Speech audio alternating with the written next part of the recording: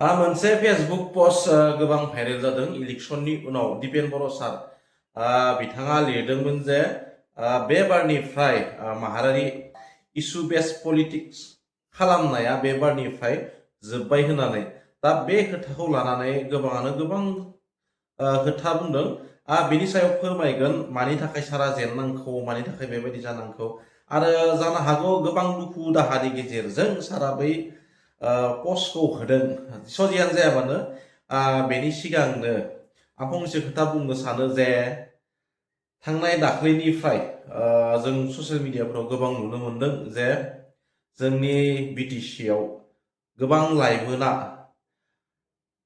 जिउ गोमानो नांदों एक्सिडेन्टलि केसआव बेनिखायनो ट्राफिक पुलिस बिफाननि बिबानगिरिफोरखौबो लोगोसे बर'नि रायजो राजा आइ आफा बिदा फंबाय बिब' बिनानावफोरखौबो आं गुरै खावलायो आरो लोगोसे ट्राफिक बिफाननि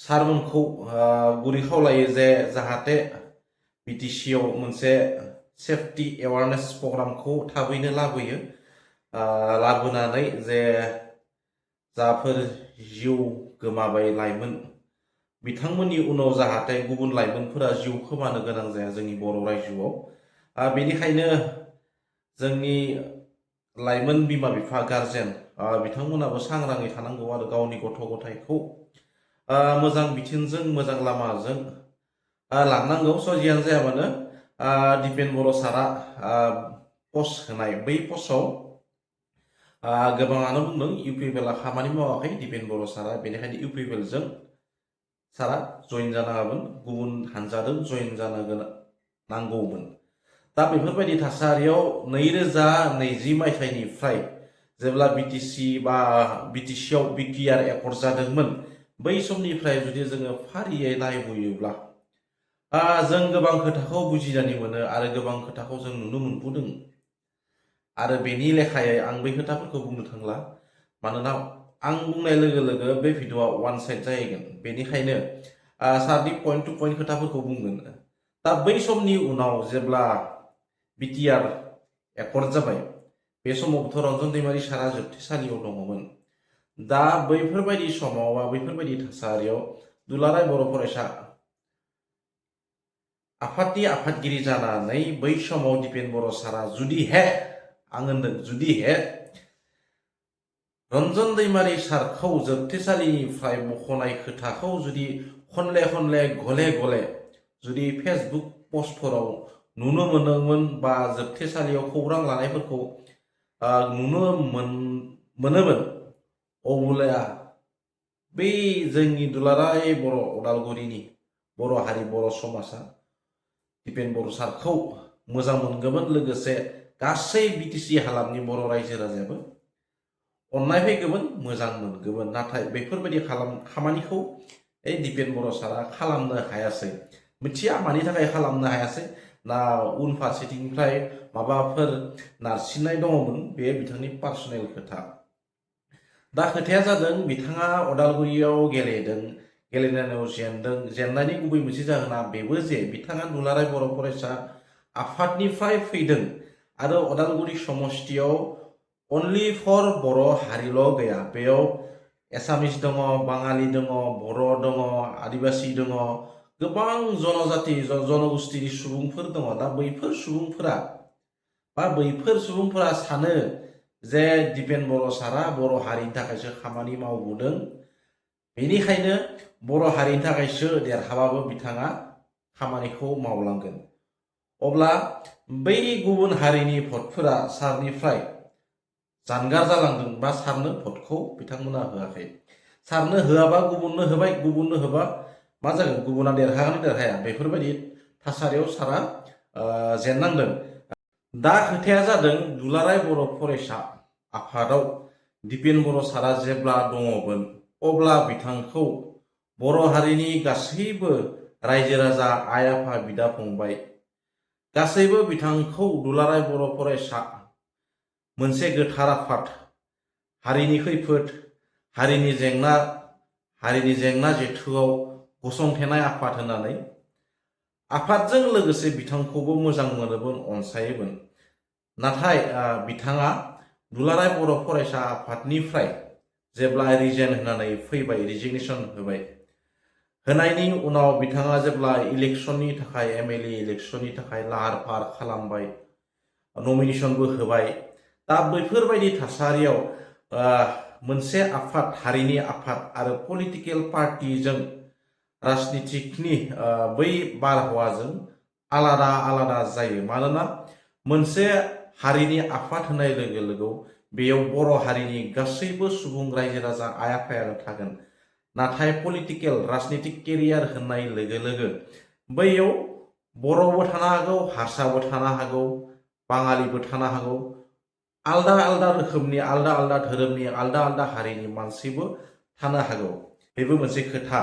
आरो गुबै खोथाया जादों जे दुलाराय बर' फरायसा आफादनिफ्राय दिपेन बर' सारा फैनायनि थाखाय गुबुन हारिनि सुबुंफोरा बे खोथाखौ सानो बा सानदों जानांगौ जे दिपेन बर' सारा दे बर' हारिनि थाखाय, दुलाराय बर' फरायसानि थाखाय खामानि मावबोनाय, बर' हारिनि थाखाय खामानि मावबोनाय। बेनिखायनो बिथांखौ जुदि सायख'योब्ला, बिथांखौ जुदि MLA खालामोब्ला बिथाङा बर' हारिनि खामानि मावगोन, गुबुन हारिनि खामानि मावनाय नङा। दा बेफोरबायदिबो खायसे खायसे सुबुङा साननायखौ नुनो मोनदों बा कमेन्टफोराव नुनो मोनदों। जियानो जाया मानो, बेजों लोगोसे जे राजनितिक बिथिङाव फैनाय लोगो लोगोनो राजनितिक बिथिंनि थासारिया आलादा आरो मोनसे आफादनि थासारिया आलादा होननानै आं बुंखादों। दा बेफोरबायदि बिथिङाव जेब्ला BTR एकर्ड जादोंमोन, एकर्ड जाखांनायनि उनाव UPPLआ जेब्ला सरकार दादोंमोन, बै सरकार दानायनि उनाव UPPLआ जायफोर खोथा होबोदोंमोन, जायफोर बिथांमोना बिथांखि लादोंमोन, बै बिथांखिफोरखौ लेखा बायदियै मावनो हायाखै। बेखौ रायजो राजाया नुदों। आरो मानो मावनो हायाखै, बे बिथांमोननि इन्टारनेल खोथा जानोबो हानाय। न' डाउट UPPLआ खामानि मावाखै नङा, गोबां मावदों। नाथाय UPPLनि जायफोर खामानि मावदों, बै खामानिजों रायजो राजाया सेटिसफाइड नङा, रायजो राजाया गोजोनाखै। BPFआ जेसेबां खामानि मावदों जानो हागौ UPPLआबो बेसेबां खामानि मावदों, नाथाय खामानिनि डिफारेन्स, खामानिनि फाराग, बे डिफारेन्सनि थाखाय UPPLखौ रायजो राजाया मोजां मोननो हायासै बा मोजां मोनासै। खामानिया जेसेबांखि मोजां मावा मानो मोजां मोनासै बा खामानिनि थाखाय बिथांमोनखौ सोंखारि गारबाय। जायनि जाहोनाव थांनाय BTC इलेक्सनाव UPPLआ जेननांदों। आरो बे पार्टिजों दिपेन बर' सारा जइन जादों। न' डाउट बिथांनि गोसोनि खोथा, आं बेखौ बुंनो साना। दा बेफोरबायदि बिथिङाव बिथाङा JNG होननानै मोनसे ग्रुप बा JNG होननाय सोदोब मोनसेखौ दिहुनदोंमोन बिथाङा। बे JNG माने लाइमोन, JNGनि ओंथिया लाइमोन। दा बे ग्रुपाव जुदि लाइमोनफोरा थायोब्ला सिनियर सिटिजेनफोरा बहा थांगोन, नङा होमबा? बैयावबो सिनियर सिटिजेनफोरनि एसे साननाय खुद्रिसारनाय, दे JNG होननानै सोदोबखौ होदोंब्ला जों बहा थागोन, बहा मागोन, बेफोरबायदि। दा बेबो मोनसे सारनि मोनसे मा होनदों फेलार। बेनि सायाव आगोलनो बा रिजाइन होनायनि उनावनो डक्टर हिमन्त बिश्व शर्मा सारा फंसे खोथा बुंदोंमोन, दिपेन बर'आ मोजां गथ', बिथाङा फैबा फैजागोन, मस्ट वेलकाम होननानै। बिथाङा बिजिबो थांजागोन, नाथाय बिथांनि साननायनि लेखायै बिथाङा मा सानदों, नाथाय बिथाङा UPPLआव हाबदों। स' जियानो जाया आरो JNGनि सायावबो जेब्ला हाबदों, बेनि उनाव JNG जेब्ला सोदोबा ओंखारदों, बे JNG सोदोबनि सायाव डक्टर हिमन्त बिश्व शर्माया गोबां खोथाबो बुंदों। स' जियानो जाया मानो, दा थाङै थुङै मा जादों, गाज्रि मोननायनि थाखाय, जा UPPLआ हाबनायनि थाखाय बेरेबो बुंजाया, बेरेबो बुंजाया, नाथाय दिपेन बर' सारा जेननांदों। जे आसा खालामाखैमोन बेबायदि जागोन होननानै, नाथाय रायजो राजाया पलिटिकेल केरियारा आरो मोनसे आफादनि केरियारा आलदा जायो। बेनिखायनो आं बुंखादों, आफाद होननानै बुङोब्ला हारिनि आफाद जाबाय जेब्ला मोनसे हारिया जयै थायो, आरो पलिटिकेल होनना बुंनाय लोगो लोगो बायदिसिना हारिनि मानसिफोर थायो, आरो मोनसे हारिनि मानसियाबो आलादा आलादा जालाङो। स' जियानो जाया मानो, नोंथांमोना भिडिअखौ नुबाय, आरो दिपेन बर' सारा जुदि भिडिअखौ नायबाय थादोंब्ला नोंथांनिसिम आं निमाहा बिनाय थाबाय भिडिअ माबाफोर जुदि गोरोन्थि जादोंब्ला गावनि फंबाय साननानै नोंथाङा निमाहा होबानो जाबाय। लोगोसे फंसे गुरै खावलायनाय MLA MCLA नोंथांमोनखौ जे नोंथांमोना थारैनो जुदि बर' हारिनि थाखाय खामानि मावनो सानदोंब्ला हारिखौ सिबिनो नाजा, हारिनि खामानि मावनो नाजा, मोजाङै जे करापसनफोरखौ नायनानै दे करापसन जाया जोंनि गेजेराव बायबो एथिंबो एसेबो करापसन रावबो खालामनो हाया बेफोरबायदि बिथिंखौ लानानै हारिखौ जौगाहोनो नाजा। जानो हागौ हारिखौ जुदि मोजाङै जों नाजायोब्ला जौगाहोनो सानसे समाव अट'मेटिकलि जों बड'लेण्डखौ मोननो हागोन। जियानो जाया मानो आसा थाबाय बड'लेण्डखौ मोननो थाखाय। लोगोसे दिनैनि भिडिअखौ एसेनो फोजोबनाय जाबाय। लोगोसे दिपेन बर' सारनिसिम गुरै खावलायनाय थाबाय दे भिडिअ माबाफोर जुदि गोरोन्थि जादोंब्ला गावनि साननानै निमाहा होबानो जाबाय। आरो भिडिअखौ नायनो थाखाय गासैबो बर' रायजो राजाखौ थेंक्स फर वाचिं। गोजोन्थों। जय बर' हारिनि बाय बाय।